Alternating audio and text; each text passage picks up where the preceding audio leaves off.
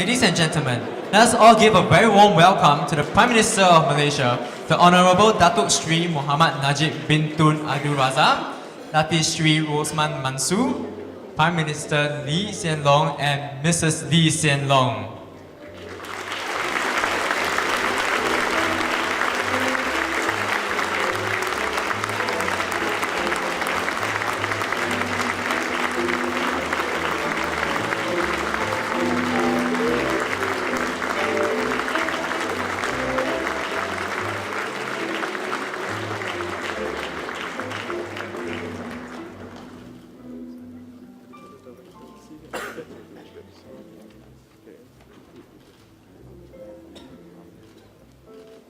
Please do take a seat. Thank you.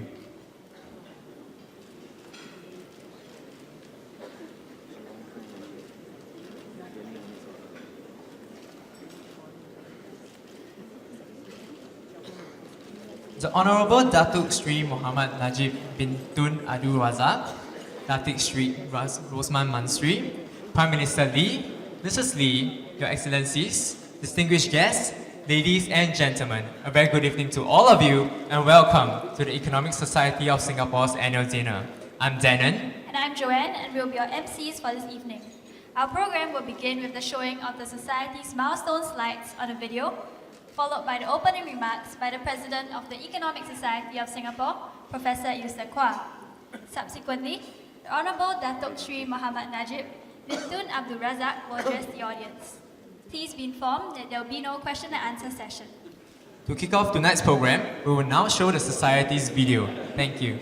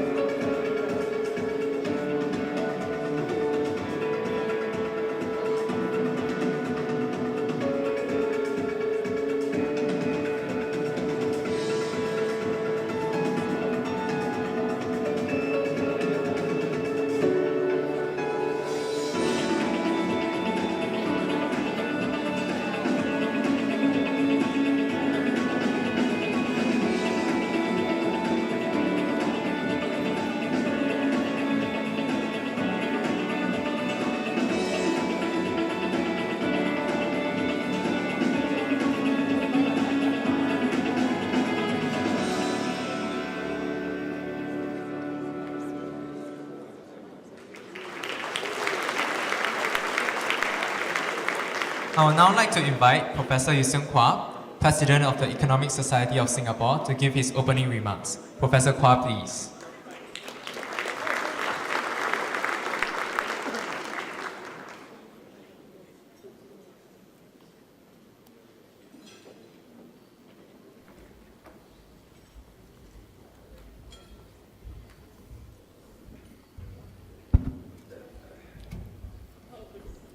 Our annual dinner speaker and guest of honor, the Honorable Datuk Seri Muhammad Najib Tun Haji Abdul Razak, Prime Minister of Malaysia, and Datin Seri Rosmah Mansor, Mr. Lee Hsien Loong, Prime Minister of Singapore, and Mrs. Lee, Your Excellencies, distinguished guests, ladies and gentlemen, a very warm welcome to this year's Economic Society Annual Dinner, our 59th year.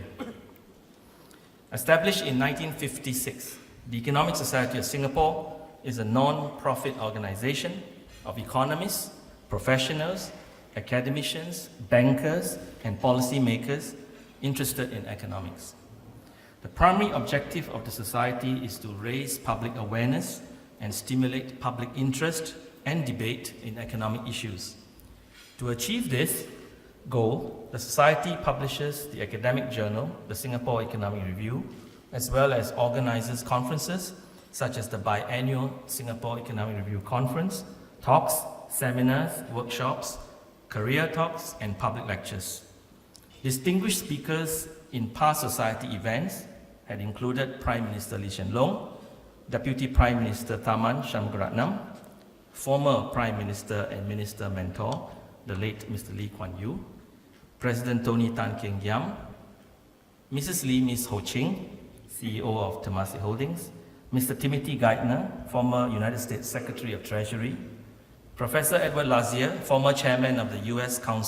Presidential Council of Economic Advisors, Minister for Education, Mr. Heng Swee Keat, and last year's speaker, the then Minister for Social and Family Development, Mr. Chan Chun Sing, just to name a few. In actively promoting a series of activities and events, the Society has drawn in economic players, from students to members of the economics profession in academia, the government, and corporate sectors. A testament to this is the Society's Singapore Policy Forum that is held annually in October. A leading platform for economic policy discussion in Singapore, this forum allowed a large number of policymakers, scholars, business professionals, students, and interested members of the public to exchange views on contemporary economic issues facing Singapore and Asia. The three universities, NTU, NUS, and SMU, take turns to co-organize this forum with the Society. The Society also continues to place a strong emphasis on education and nurturing young talents. The Society's Education Committee actively engages teachers and students of economics through the annual Junior College Seminar Series, in which professional economists and university academicians participate as speakers on various contemporary economic issues. In addition, the Society organizes student essay competitions with the original sponsorship, which has been continued to this day by the Monetary Authority of Singapore. Gold medal awards for outstanding graduates in economics and study tours. Our essay competitions are an important means of engaging students and the broader community. Through the essay competitions, the Society furthers our aim of encouraging members of the public, particularly the youth, to learn about the role of economic thought and analysis in public policy in Singapore. Recent essay competitions which focus on non-traditional areas of economics were launched. One was sponsored by the National Climate Change Secretariat, NCCS, and an additional essay competition was sponsored by the Competition Commission of Singapore. To all our essay sponsors, a big thank you. I'm pleased to inform you that the Society has recently launched the Young Professionals Career Wing, and this new initiative aims to attract young economists to participate in the Society's activities and at the same time bring in fresh and new ideas to further develop and diversify the Society's mainstream activities into relevant and contemporary issues of the young. The activities of this group include informal gatherings and social interactions among themselves with guest speakers and invitees from senior and well-known professionals in government and industry, with the occasional appearances by the distinguished academia. I welcome those of you in the audience tonight who are young professional economists, young meaning below age 35, to join us in this endeavor to create and rejuvenate a rich, established and historically old society into one that is thriving and of continued relevance to Singapore. There are many activities in the society throughout the year, and this can be found in the President's report each year. For those of you who want to know more about the society, please go to our website, and we appreciate suggestions and constructive ideas to further strengthen and enliven the society's missions and activities. Allow me now to say briefly on the Society's Economic Journal. The Singapore Economic Review, formerly the Malayan Economic Review, is a journal of the Economic Society of Singapore. It is one of the oldest and leading economic journals in Asia and has a long history of publication on a broad range of economic and social issues, with contributions from many eminent economists. The Singapore Economic Review publishes scholarly work of contemporary interest on all fields of economic science. Apart from economic theory, economics and public policy, political economy and development, health and environmental issues, the journal places special importance on the Asian economies and in particular on Southeast Asia, that is ASEAN, the rise of China, and the economic resurgence of India. Published 4 times a year by Singapore's World Scientific, one of the world's premier scientific publishers, with a large stable of social science journals in its fold, the journal also produces special issues focusing on topics of contemporary nature and special themes. 3 most recent special issues of the journal were on income distribution and income inequality, labor unions and the economy, and in March 2015, a special issue on the Singapore economy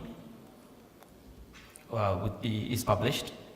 I'm happy to inform you that in conjunction with Singapore's 50th year anniversary celebrations, this special issue on the Singapore economy will be available soon with guest editor Professor Linda Lim of the University of Michigan.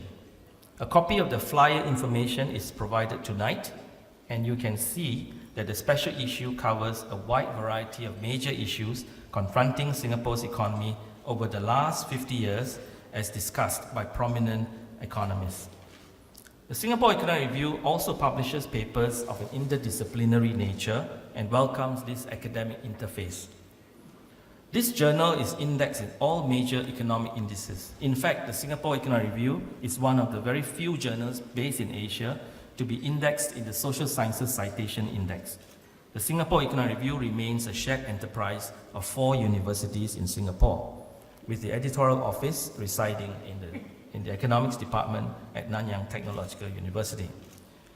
The journal organizes a very successful biannual international conference and usually attracts more than 250 to 300 participants from all over the world. Speakers include Nobel laureates, eminent economists, central bankers, and in 2013, 14 editors of top journals in leading field journals attended.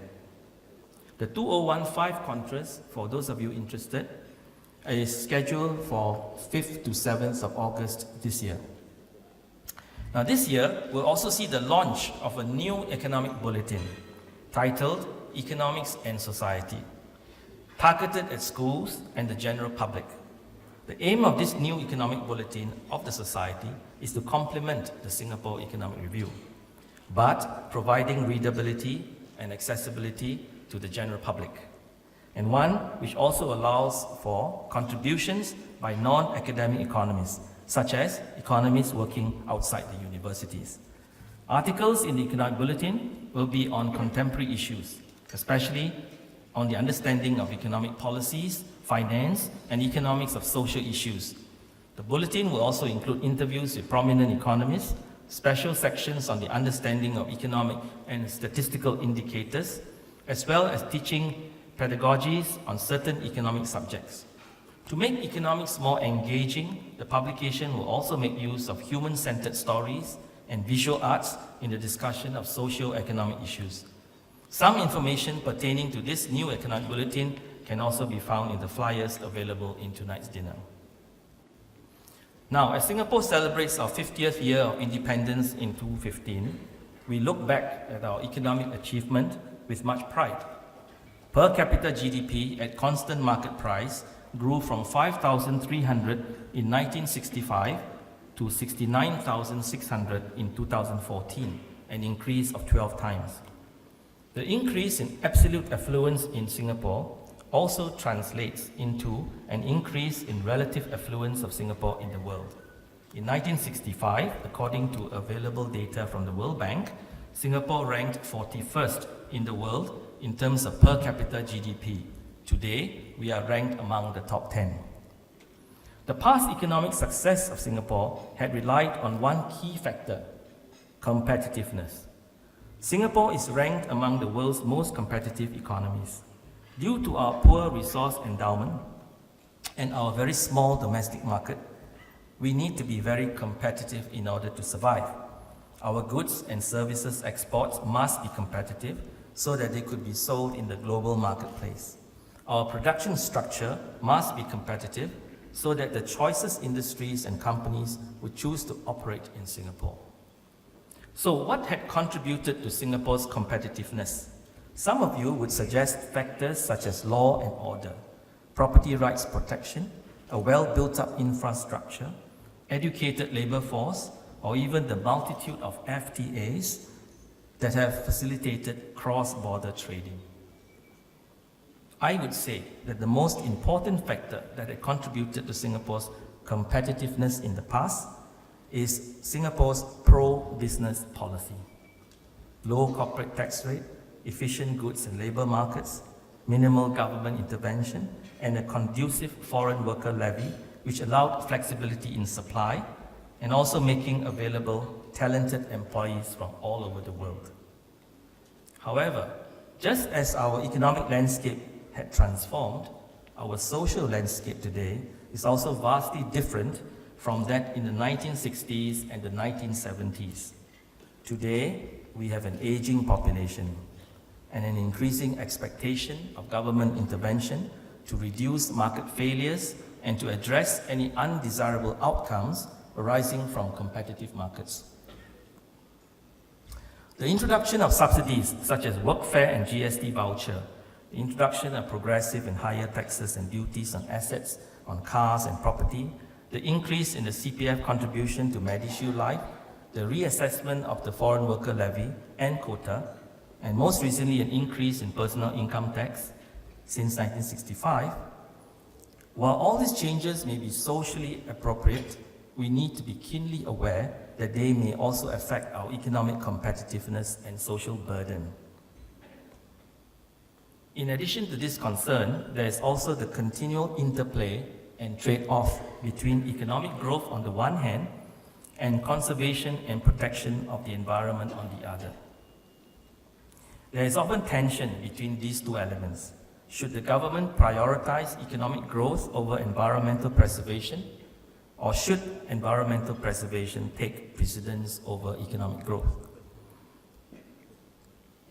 As an environmental economist and a cost-benefit analyst, I can say that these seemingly innocent questions have major implications on public policy choices.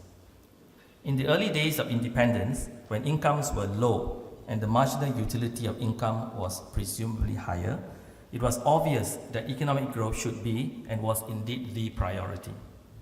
The question that follows is whether with present high levels of income and presumably lower marginal utility of income, it necessarily holds true that preserving the environment would now dominate. Given the uncertainty of the future arising from the possibility of Singapore's economic competitiveness being challenged, as well as external factors, it is not necessarily a given that the environment will always dominate over the economy. Should there be some prolonged economic stagnation or even decline in the future, Singapore might protect employment and income first before continuing to protect the environment. In this regard, I have edited a volume titled Singapore 2065 to discuss what would happen to Singapore's economy and the environment 50 years from now.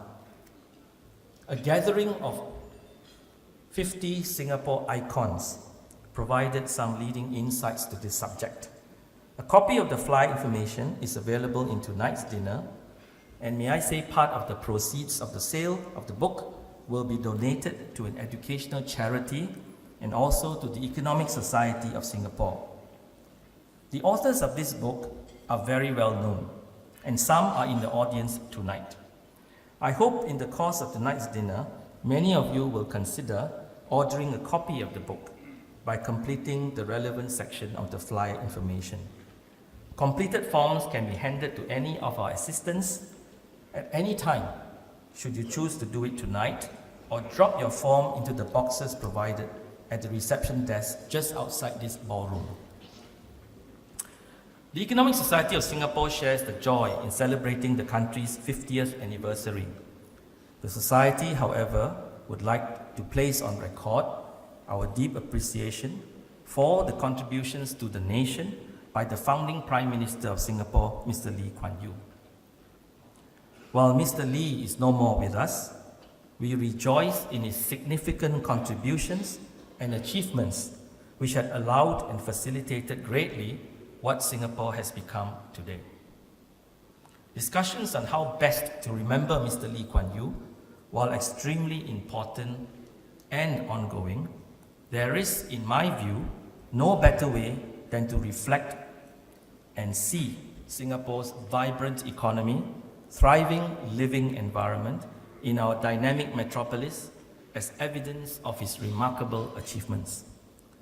Furthermore, the Garden City and the painstaking efforts by Mr. Lee to ensure a clean and green Singapore are all hallmarks of his belief and conviction that the country's growth must ensure sustainable development, and that includes conservation and protection of the natural environment.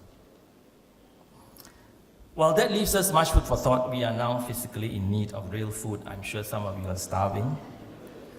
I would like to end off by thanking the Society's members and corporate sponsors for this year's dinner, and in particular our platinum sponsor, Maybank Singapore, and of course everyone present at the dinner for your generous support. I welcome a new corporate member tonight, Echo World, and thank them for joining us. A lot of effort has gone into making tonight's dinner possible, and I wish to express the Society's appreciation to the Malaysian High Commission, the Singapore's Ministry of Foreign Affairs, Shangri-La Hotel, and to all our helpers, a big thank you. I would also like to make a special mention that as with recent past year dinners, we have invited all living past presidents of the Economic Society of Singapore, 3 of whom are with us tonight. They are Professor Lim Chong Ya. Where are you, Professor Lim? Okay.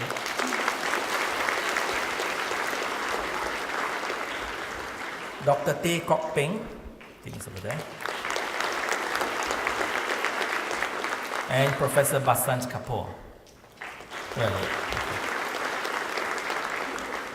The remaining 2 living presidents, Professor Augustine Tan and Dr. Koh Ho Ee, are currently away. Finally, on behalf of my fellow council members and the Society, I thank our annual dinner guest of honor and distinguished speaker, the Honorable Datuk Seri Muhammad Najib Tun Abdul Razak, Prime Minister of Malaysia, for his encouraging presence, and we look forward to hearing from him later. We also thank Prime Minister Lee for his gracious attendance. The wives of the Prime Ministers, Datin Sri Rosmah Mansor and Mrs. Lee, as well as so many of you here, distinguished guests from both Malaysia and Singapore present tonight. Collaborations between Singapore and Malaysia have generated much socio-economic benefits over the years, and there is immense potential in working even more closely together for greater benefits. The Economic Society of Singapore has, over its very long history, been a strong supporting partner in this bilateral development of socio-economic relationship in many ways, and the Society will continue to play this important role. Please enjoy your dinner and the social interactions that follow. Thank you very much for attending.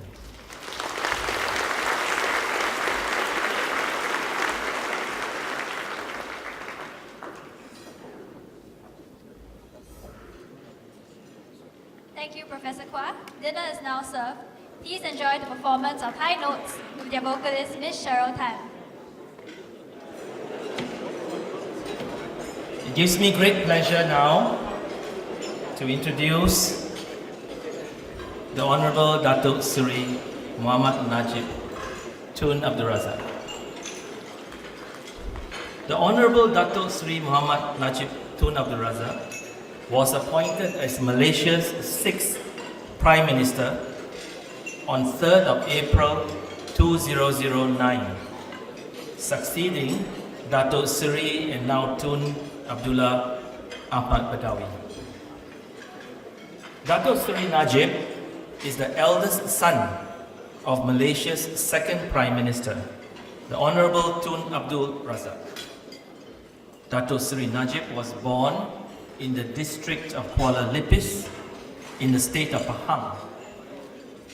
He received his primary and secondary education at one of the country's leading schools, St. John's Institution. He continued his secondary education at the Malvern Boys College in Worcestershire, England. And upon completion of his secondary education, Datuk Seri Najib enrolled at the University of Nottingham in UK and graduated in 1974 in industrial economics. Now note, Datuk Seri Najib's graduating field, which I just said, industrial economics. He is one of us, an economist.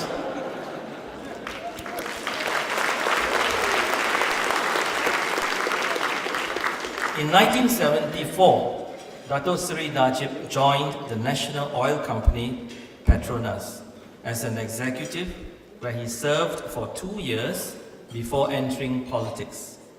It was to mark the start of Datuk Seri Najib's long association with politics and government service at a very young age of only 23. In 1976, Datuk Seri Najib was appointed the Deputy Minister of Energy, Telecommunications and Post. He also later served as Deputy Minister of Education and Deputy Minister of Finance. In the 1982 general elections, he stood in the state seat of Bandar Pekan and was subsequently appointed the Menteri Besar or Chief Minister of Pahang until 1986. In 1986, Datuk Seri Najib was appointed the Minister of Culture, Youth and Sports. Under his stewardship, Malaysia had its best ever showing in the Southeast Asian Games, where the country emerged top in the medals tally for the first time in the history of the Games.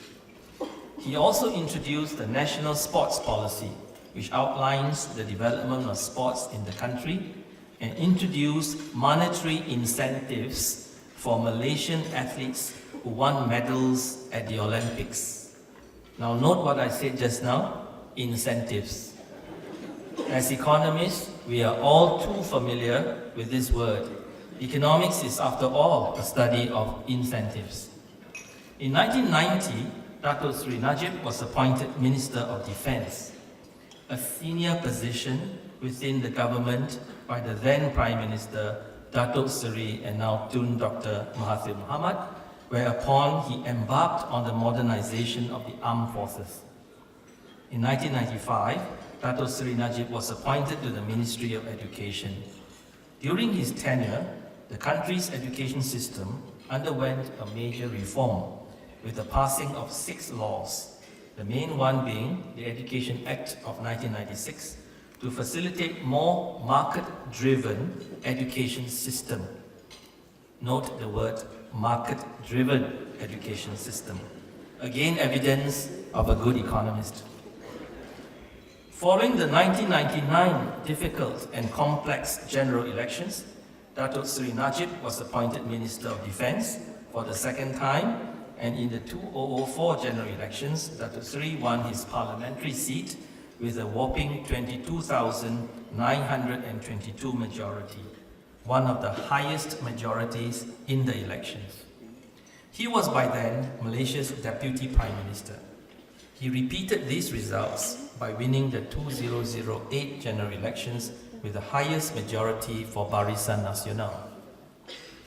In 2008, Dato Sri Najib took over as Minister of Finance, and in 2009, Dato Sri Najib was sworn in as the country's 6th Prime Minister, concurrently holding the Minister of Finance post, granting new bank licenses and cutting the fiscal deficit were done.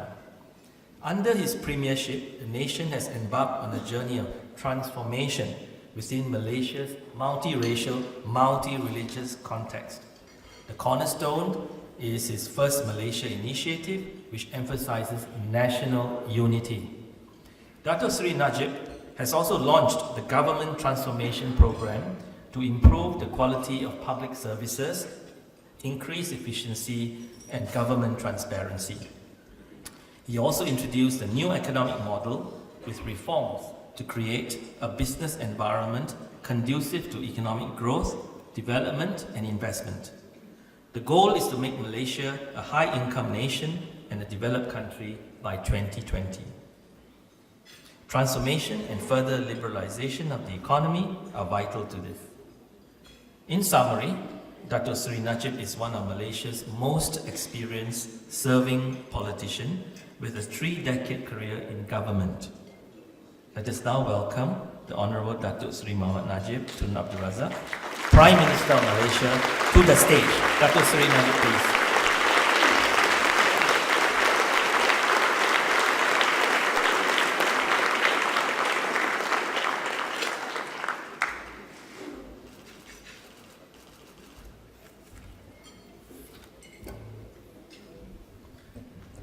Assalamu alaikum and a very good evening. Prime Minister Lee Hsien Loong and Mrs. Lee, Honorable Ministers, Singapore and Malaysia, Excellencies, Professor Eustin Kuala, President Economic Society of Singapore. Thank you very much for, that was probably the most comprehensive biodata I've heard. The only thing he didn't mention was my age. And I'm glad he didn't. Distinguished guests, ladies and gentlemen. It is indeed a great pleasure to be with you this evening. And I'd like to thank you for inviting me to speak here. I would like to talk about the state of Malaysia-Singapore bilateral relations, the Malaysian economy and its direction, and also Asean. This year, that Malaysia holds the chairmanship. The title of my speech tonight is Malaysia-Singapore, the ties that bind. And we all know that these ties run very deep and go back a long way. We are not just neighbors. Throughout the shared history of Malaysia and Singapore, relations of the last 5 decades, it is clear that our two nations are intertwined, inextricably linked in so many ways, and enjoy very strong people-to-people connectivity. Indeed, Singapore's Senior Minister, Mr. Goh Chok Tong, yesterday reminisced with me over lunch about the time he spent in Temerloh, Pahang when he was a child, as his parents had moved there from Singapore during the Japanese occupation when he was 4 years old. Countless Singaporeans and Malaysians have stories to tell about living in or visiting each other's countries. In fact, our host for this evening hails from Penang. In fact, many Singaporeans are family members and close relatives, and vice versa. That closeness was underlined soon after I became Prime Minister.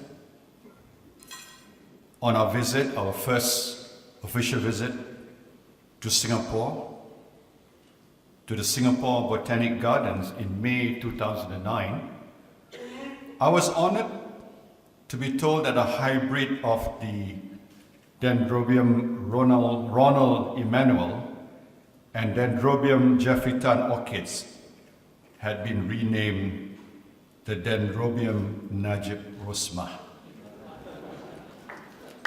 In fact, Prime Minister Lee and Ho Chin gave us another plant last night. And if you will allow me to stretch that analogy, I would say that hybrid orchid is an apt symbol of the relationship between Malaysia and Singapore. It needs to be nurtured and looked after carefully and lovingly. Only then it will blossom and flourish beautifully like the plant that was given to us last night. Nevertheless, as close neighbors, we do have challenges, like having to manage our differences. We have a Malay proverb for it. Sedangkan lidah lagi tergigit, which means we are like tongue and teeth. In other words, we are close. We need to work together to find positive solutions to our differences if they should arise. For example, our resolution of the points of agreement in 2010, after a 20-year deadlock, is a good case in point. It was an example of how we chose to move forward in a spirit of friendship and mutual benefit and put a long-standing stumbling block behind us. So I'm delighted that relations between Prime Minister Lee Hsien Loong and I, and therefore between our two governments, are now so warm. Indeed, I think it would be no exaggeration to say they have never been better in our country's histories.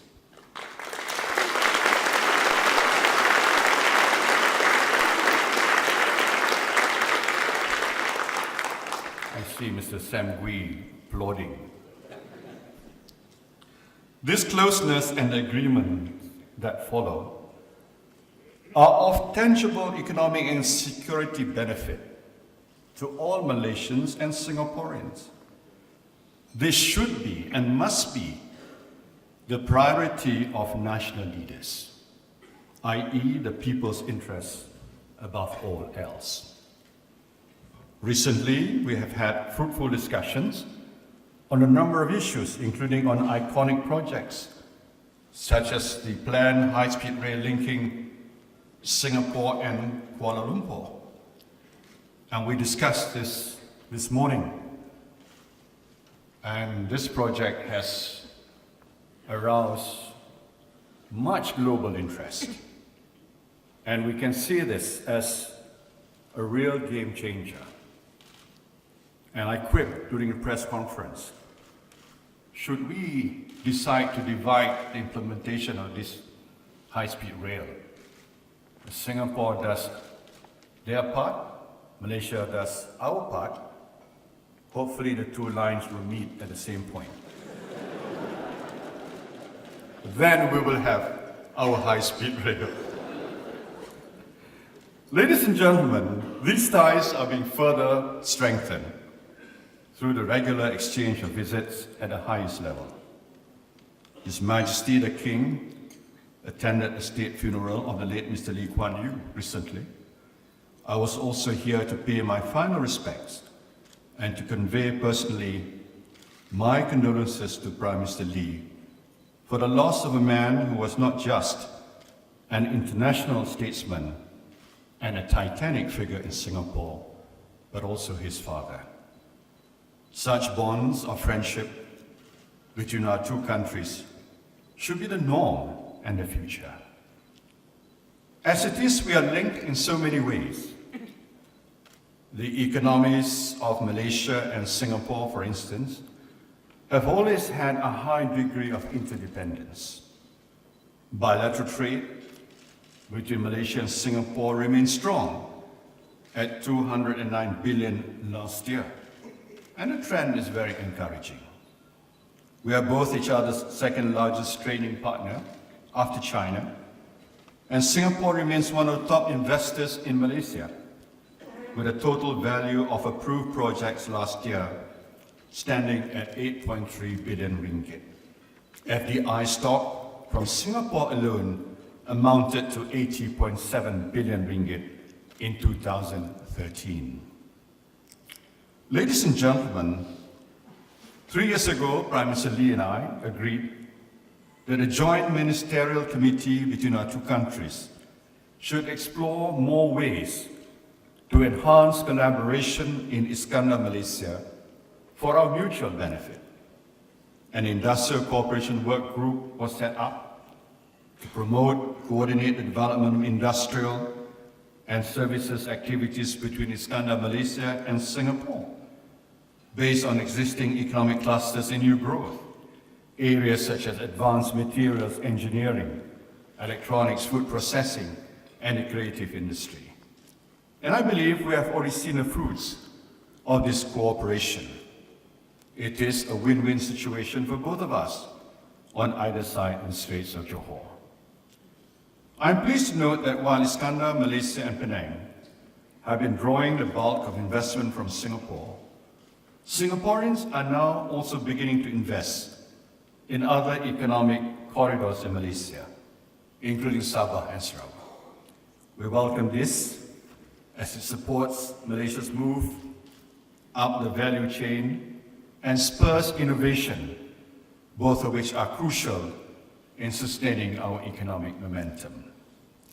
I'm also pleased to note that existing Singaporean investors have continued to demonstrate a strong level of confidence in Malaysia by expanding and diversifying their projects.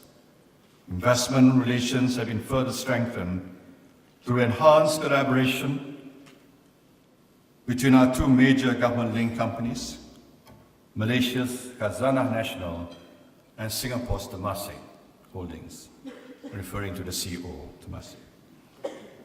These CLCs and several other private companies are involved in the development of many high-value projects in Malaysia and Singapore, including the proposed wellness center in Iskandar, Malaysia. Turning to the tourism sector, the total number of visitors to Malaysia and Singapore in 2014 was 13.9 million, an increase of 5.7% from 2013. But we want even more of you to visit, and this year Tourism Malaysia is hoping we can attract 14.5 million guests from Singapore. All of this shows how much we gain by working together. And it is in this spirit that I say that I'm sure that we will soon be able to resolve other bilateral issues, especially those affecting investment and the movement of people between our two nations. Ladies and gentlemen, I'm firmly committed to Malaysia reaching high income status by 2020. Budget 2015 introduced many new tax incentives for principal hubs and projects that invest in innovation, technology, and create high income jobs. Among those that will be of particular interest to Singapore-based companies are the incentive for the establishment of principal hub. I'm using the word incentive, Prof. This new tax incentive, which is intended to tap into the increasing trend for global offshoring encouraging foreign companies to take advantage of Malaysia's competitive position in ASEAN and Asia Pacific. And the second is the capital allowance to increase automation in labor-intensive industries. This regulation will provide a 200% capital allowance for the first 2 million to 4 million ringgit of expenditure depending on the industry. Ladies and gentlemen, the global economy currently faces many challenges, including the decline in oil prices and other major export commodities. Despite this, I'm pleased to say that Malaysia is doing well. Last year, we posted a GDP growth rate of 6%. I'm confident that this year, we can achieve economic growth between 4.5 to 5.5%. In fact, closer to the latter figure. Over the next 4 years, the OECD predicts our country will enjoy annual growth of 5.6%. We have just launched the 2014 annual report on Malaysia's economic transformation program, whose 12 national key result areas make up 68% of our gross national income. Under the economic transformation program, 1.8 million new jobs have been created, and employment has declined to under 3%. The national key result areas have contributed significantly to the diversification of our economy and strengthened its resilience against external shocks. We have also introduced the Goods and Services Tax, the nation's biggest ever reform of its tax regime. Not only will this broaden our tax base, strengthen our revenue stream, and further reduce dependency on oil and gas, but we also anticipate that this will lead GDP to increase by 0.3% and exports by 0.5%. Our economic fundamentals continue to remain strong. Ladies and gentlemen, last week it was our pleasure to host the 26th ASEAN Summit in Kuala Lumpur and Langkawi. We made progress on many fronts, including adopting the Kuala Lumpur Declaration on a people-oriented, people-centered ASEAN, the Declaration on institutionalizing the resilience of ASEAN and its communities and peoples to disasters and climate change, and the Langkawi Declaration on the global movement of moderates. I might add here that in both our countries, we are well aware of the need to guard against those who might misguidedly wish to join the so-called Islamic State. The fight against extremism, against violent extremism, belongs not just in the Middle East, but here at home as well. And we welcome Singapore's cooperation in our efforts on this front. At the summit, we discussed all aspects of the work being done to ensure that we establish an ASEAN community by the end of this year. But perhaps most relevant to everyone here tonight are the steps that have been taken to realize the formation of an ASEAN economic community. I'm aware that there are some who are a little skeptical about the AEC being set up on time. Let me reassure you, the ASEAN leaders remain absolutely committed to this. The current implementation rate of AEC initiatives is over 90%, and we will press for that figure to rise. But it's not just about numbers. We must look at the qualitative aspects of economic integration as well. There are still obstacles and barriers to trade investment in the region, complex regulatory requirements, non-tariff barriers, transparency issues, and predictability of rules and regulations are challenges that we must continue to tackle.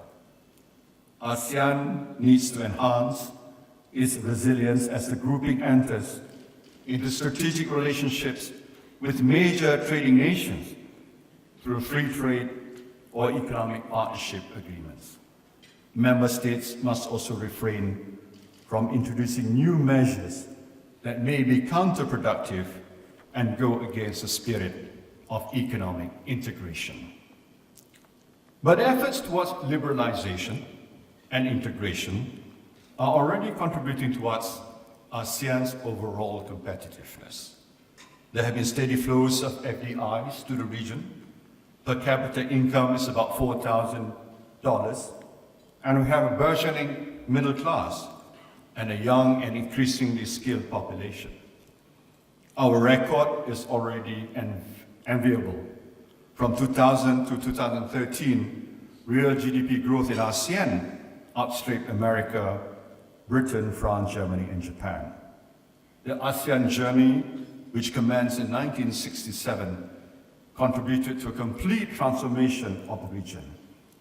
But think of how much more we can do as we become an ever more cohesive community.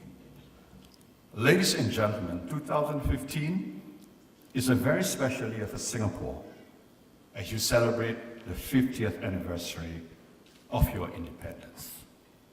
And I hope to be able to join you at this historic and memorable occasion.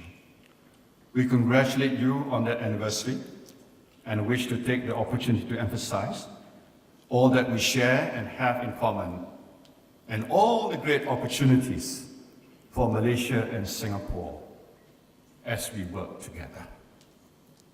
Working together as partners, as good neighbors in the region. I'm delighted to know that Prime Minister Lee now has a clean bill of health.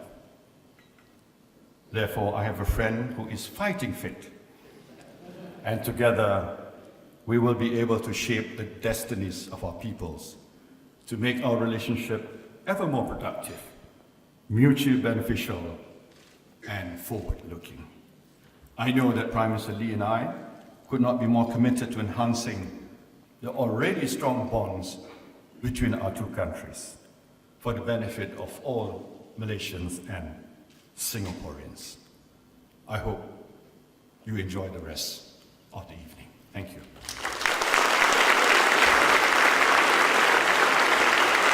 Thank you, Prime Minister. Please stay on stage while I invite Professor Kwan to present a token of appreciation to you.